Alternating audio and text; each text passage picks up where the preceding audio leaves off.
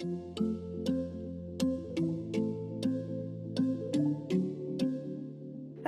Happy New Year, and welcome to our first HRZone conversation of 2026.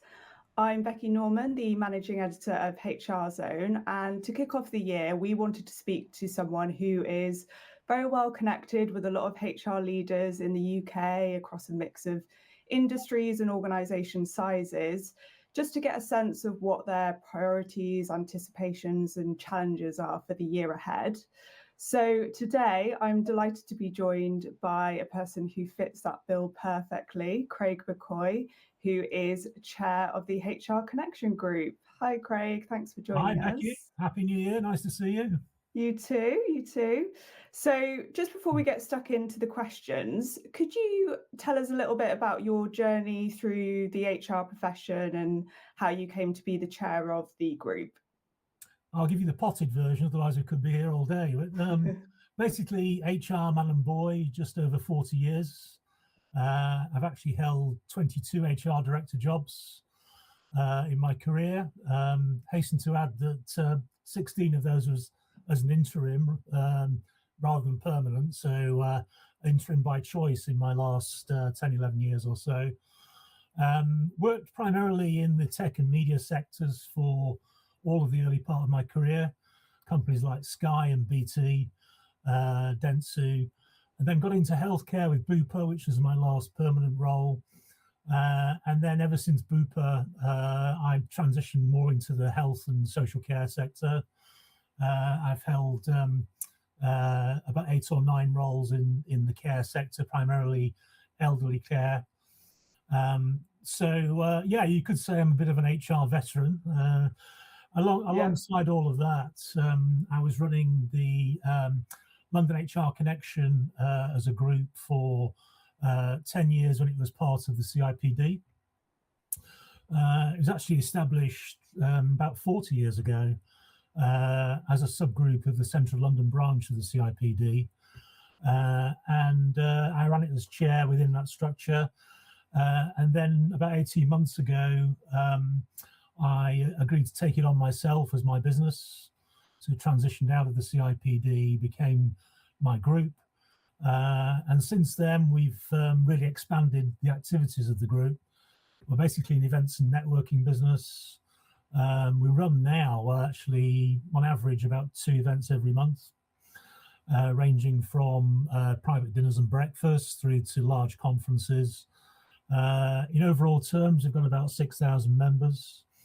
And many of those are chief people officers and HR directors, where I tend to focus most of the activity these days. We're now in 6 cities across the UK, expanding from our London roots. So we've become a national organisation very quickly. And it's become more or less my full-time job these days. So I'm not looking for HR director job number 23. Yeah, it sounds like you've grown quite quickly and got a lot of exciting events coming up. So that's great. So before we look ahead at the year and what's going to be happening or likely to happen, I think it's always good to reflect on the previous year, look at some of the challenges HR leaders have faced and perhaps some of the progress we've made from the conversations you've had at all those events that you run. What do you feel are some of those main struggles, and also on the positive side, those areas that we've had progress in HR? I think overall, starting with the challenges, I think it was a very challenging year. I think a lot of it is to do with the economy and some of the changes that have impacted the UK economy. The increases in the national living wage, significant increases. Also the national insurance contributions, both have placed a big load on employers in terms of increased employment costs, and that's proven very, very difficult for companies to survive and thrive and grow. It's inhibited the ability to grow businesses. In some cases, it's even led to business closure. So I think it's been a really difficult economic scenario that we've been through. I think also some legislative changes that have taken effect, the tightening up of immigration laws and rules have been very tricky for those businesses that are highly dependent on immigrant labour. And I think that's caused a lot of HR directors a big headache to try to fill the gaps left by the decreased flow of immigrant labour into the UK. I think also it's been tricky in terms of the global economy and the impact on the UK. So things like Donald Trump's famous tariffs have had a depressing effect on the economy and the ability for companies to grow. And as a result, I think overall it's just been a really tough year. There's been a lot of downsizing, I say some business closures.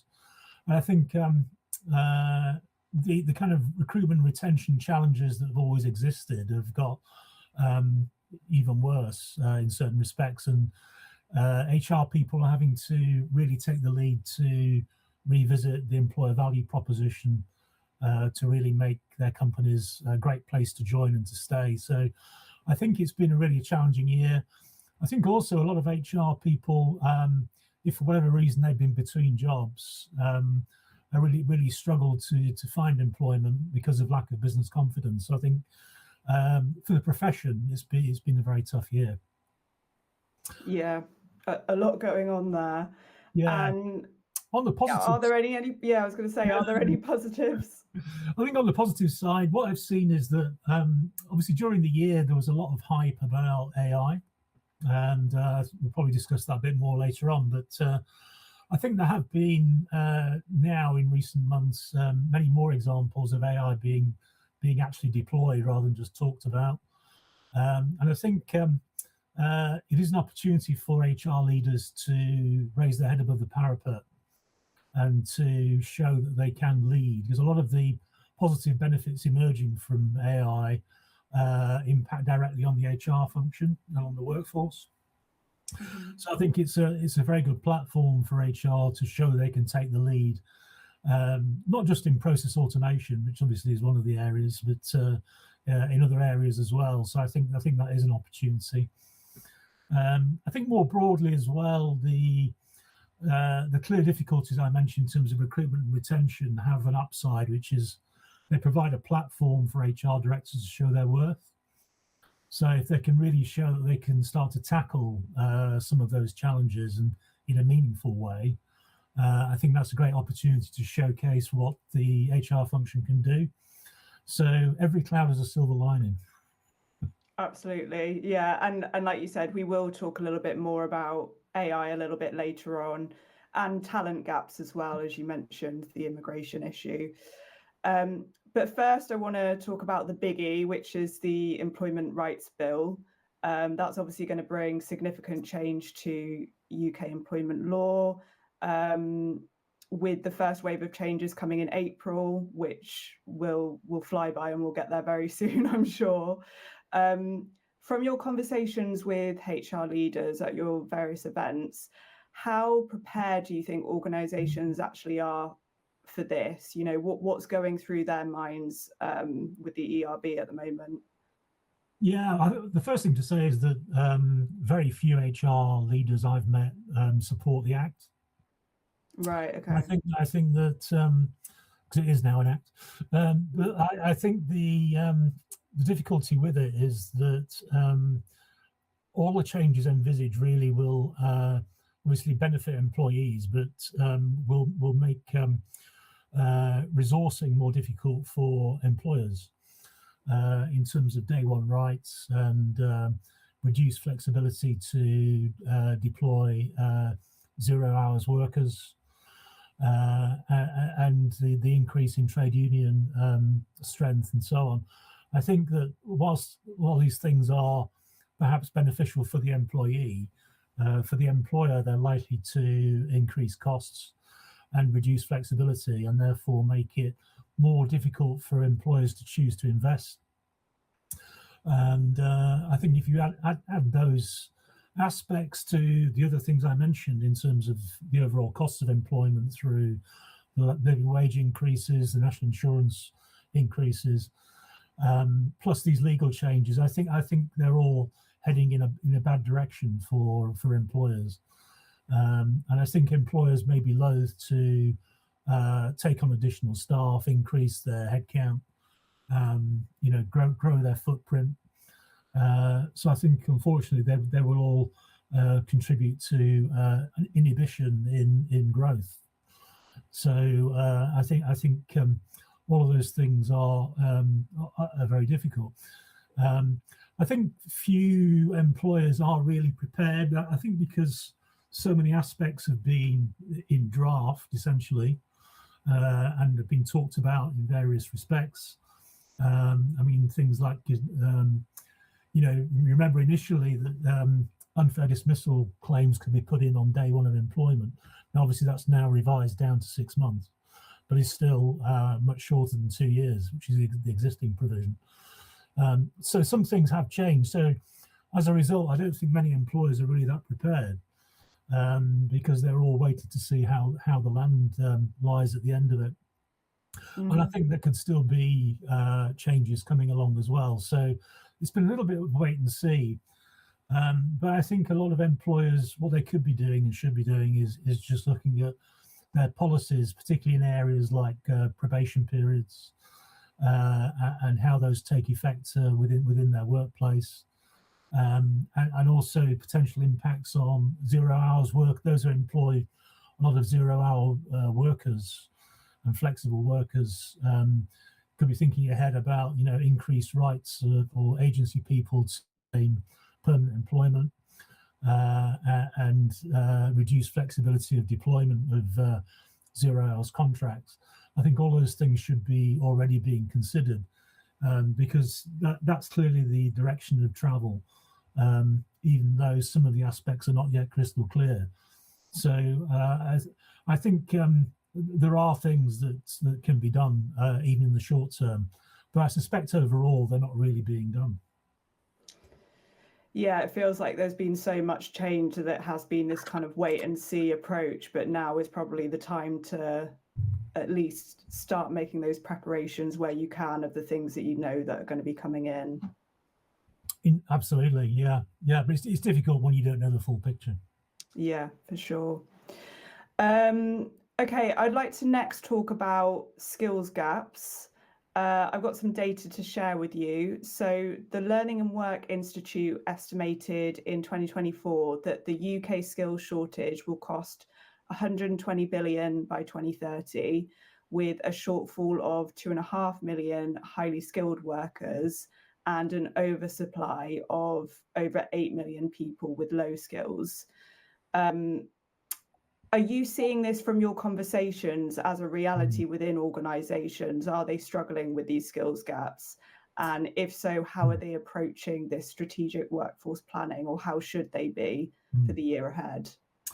Yeah, I think starting with the last part, strategic workforce planning sounds fine as a concept, but actually in many cases it doesn't really get done, because a lot of businesses are really just focused on the day-to-day and operational difficulties, particularly those who are struggling with recruitment and retention in frontline industries. So it can be difficult to take a longer-term view, but clearly it has to be done. We have to think about how to replace missing skills. I think a lot of companies are now seeing the benefits, for example, of apprenticeship schemes, recognizing that there are many skills where apprenticeships can help to fill the gap. We seem to have a sort of love-hate relationship with apprenticeships. If you go back to the 60s, 70s, 80s, they were quite prevalent, particularly in the trades, but then seemed to die off a bit. And then the apprenticeship levy came in, and companies just saw that as a tax without having any real kind of meaningful strategic impact. I think now employers are starting to partner more fully with educational establishments, colleges, to develop programs which are going to directly improve their resourcing capabilities. So I think those partnerships are strengthening, developing.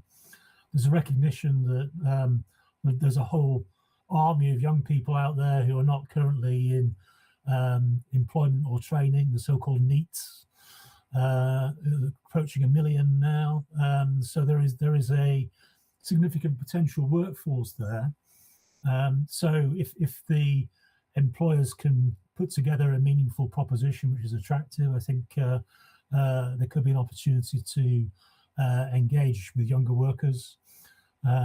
Also looking at underrepresented areas, so people with learning difficulties or physical disabilities, sort of relatively untapped employment markets.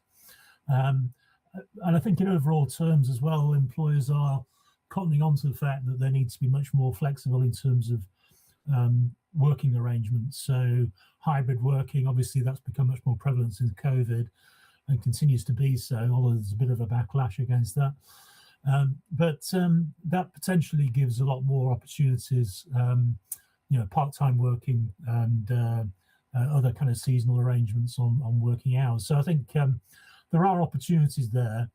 But I think overall it's hard because of the political uncertainty that's going on in the world to take a longer term view. And a lot of companies are having to pivot their strategies based on world events.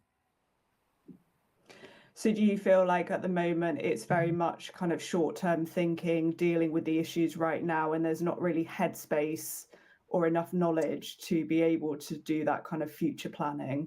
I think it's limited. Yeah, I think there is a big limitation. I think a lot of companies are living hand to mouth. Sounds a bit dramatic, but you sort of think about areas like the retail sector, lots of closures, hospitality, pub closing every day, is it? Yeah, I mean, there's a lot of short-term thinking and short-term need to focus on just staying alive and making a reasonable profit. So I think strategic workforce planning can be seen as a bit of a luxury, but that is the wrong way to look at it. I mean, because we know that there are certain demographic trends, the population shrinking, whereas the proportion of older people to younger is getting much bigger. There are things that are not going to go away. So companies need to be taking a longer term view. But I think it's an under-exercised muscle in most HR leaders' portfolio. Mm-hmm. And speaking of things that are not going to go away, I'd like to move on to AI. So Gartner's research on 2026 HR priorities suggests that AI could unlock nearly 30% productivity gains for HR, and nearly half of large businesses are already using agentic AI. Now, there is a lot of hype, there's a lot of noise around AI, and it's hard to work out, what is actually reality and what value AI is bringing for businesses. From your conversations with UK HR leaders, how are they finding uses with AI in their day-to-day work and actually seeing value there already? Yeah, so I think what I've seen over the last year is a more active deployment of AI. I think even at its most basic level, so using AI tools to replace note-taking, to produce draft documents like policies, procedures, and to come up with things like interview questions. I mean, taking some of the effort out of the legwork around HR is certainly happening. Most HR platforms, from a technology point of view, now have embedded AI, so that's becoming much more prevalent. And certainly in areas like recruitment, it's becoming much more utilized. So areas like long listing and shortlisting, and helping to sift candidates. All of these things now are becoming quite prevalent. So whereas in the past it was just really talked about, it is more actively used now. And areas like chat boxes and chatbots are very frequently used now as part of the internal employee service model, as well as we all experience through customer service, through engaging with external supplier businesses. So it's becoming more real. I think there still is a lot of underutilization and potential that's not been realized. Things like the opportunity to optimize learning and development through customized learning paths and so on. I'm only just seeing those things start to be utilized. But what I have seen is a huge appetite to learn about AI and to understand the art of the possible. In fact, in the first quarter of this year, we're running 2 or 3 events which are very AI focused, and those appear to be the most popular in our event portfolio. So, I mean, there is a massive appetite to learn, particularly from those companies who are already doing it and deploying it to some success. I think others are just not really started. And maybe there'll be kind of growing pressure with the inability to grow teams this year. It's how do we become more efficient through investing in this technology? Yeah, massive economic benefits. And of course, coming with that, headcount reduction. But hopefully most of that is positive. But who knows? We'll see. So those are my main areas that I wanted to talk about. There's obviously a lot more coming. I mean, is there anything else on the horizon that you would like to talk about or bring up at this point? I think probably more than in the past, the sort of global political and economic scenario is becoming much more immediate in terms of its impact on HR leaders in the UK and around the world. So without wanting to be alarmist, the prospect of war, certainly global conflict that's taking place in many countries, even things like global warming, the possibility of COVID Mark II coming along in terms of a pandemic option, Brexit, re-engagement with Europe. I mean, all these things have serious HR consequences. So I think the world has become very much more uncertain. So I think HR people need to consider those things and help businesses to plan for it, or particularly in those industries which are obviously directly affected, like defence, where there's a huge investment in the defence sector for obvious reasons. But I think for everyone, we need to be more alert to what's happening in the world, because the pace of change continues to accelerate. And I think businesses ignore that at their peril, and HR people ignore it at their peril. Yeah, change and uncertainty is definitely here to stay. We do HR predictions every year. We get our kind of top contributors to talk about them on HRZone, and one of the contributors, Natasha Johnson from P&O Solutions, said that it's going to be a year of a cluster bomb of challenges for HR, which I think seems very accurate and aligns with what you're saying. What do you have any advice or words of motivation to kind of help HR with what's coming ahead? I think it's important to stay real, stay commercial, and that's always the case, but even more so these days. And I'll probably build on that, say stay alert and stay attuned to what's happening in the world. I think also, look after yourself and your team. I think there's a lot of burnout. A lot of HR people I know are getting quite stressed. The demands being placed on them are quite significant by their organizations. And I think HR people don't tend to look after themselves very well. It's a bit like the cobbler's children, always looking after everybody else apart from themselves. So I think, get to know the business better, stay commercial, and basically look after yourself. Thanks, Craig. That's all my questions. But how can people connect with you and potentially get involved in the HR Connection group?